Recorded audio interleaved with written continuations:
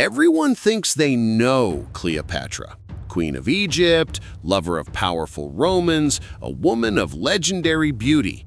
But what if I told you her looks were just a distraction?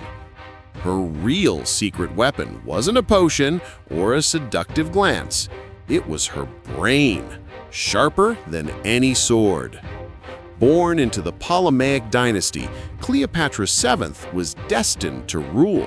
But she wasn't just handed the crown, she earned her place through intellect. Alexandria was a melting pot of cultures.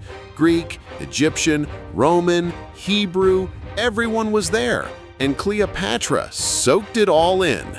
While other rulers spoke just one or two languages, Cleopatra was a linguistic prodigy. She spoke 9. Think about it. Greek, Egyptian, Latin, Hebrew, Aramaic, Ethiopian. She could speak them all. Imagine the power of that.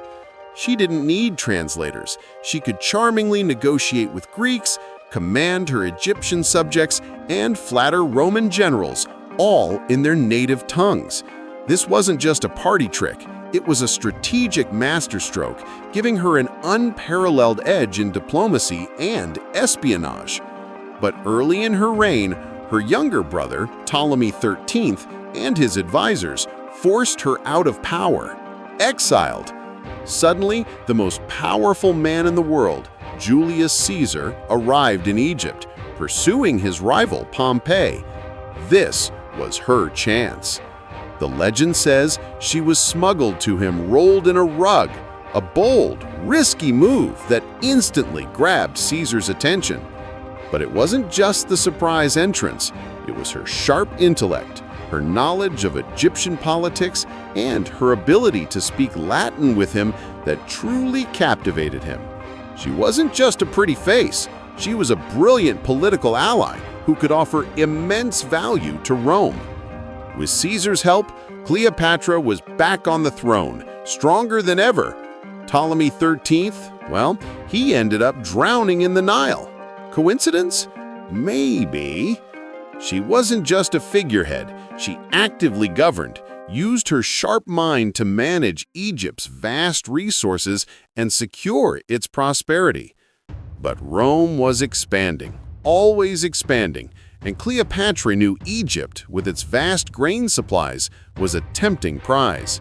Then tragedy struck. Caesar, her powerful patron, was assassinated in the Roman Senate. Cleopatra, now with Caesarion, Caesar's son, knew she had to navigate these treacherous new political waters alone. Years later, another formidable Roman appeared, Mark Antony, one of the 3 men now ruling Rome. This time, Cleopatra decided to play a different game. She wanted to impress, to dazzle, and her entrance was legendary. But beneath the glamour, Cleopatra was once again using her sharp mind and linguistic skills. She spoke to Antony in Greek, their shared intellectual language. She wasn't just offering herself, she was offering Egypt's immense wealth, strategic location, and her own unparalleled political insight. Their alliance was not just a love story, it was a powerful political and military partnership that reshaped the Eastern Mediterranean. But back in Rome, Octavian, Caesar's adopted son and Antony's rival, saw this alliance as a direct threat. Octavian unleashed a propaganda war, painting Cleopatra not as an intelligent queen, but as a foreign temptress corrupting a noble Roman. This war of words escalated into a real war, the Battle of Actium. Antony and Cleopatra faced Octavian's forces in a massive naval clash. It was a devastating defeat. Antony and Cleopatra were forced to retreat, their dreams of a united East shattered. Back in Egypt, with Octavian's forces closing in, Antony, believing Cleopatra dead, took his own life. Cleopatra, ever the strategist, knew her fate if captured. She chose her own ending, a final act of defiance against Rome. Cleopatra's story isn't just about beauty. It's about a queen whose unparalleled intellect, linguistic mastery, and political genius allowed her to rule, survive, and dominate for decades in a man's world. Her true power was in her mind.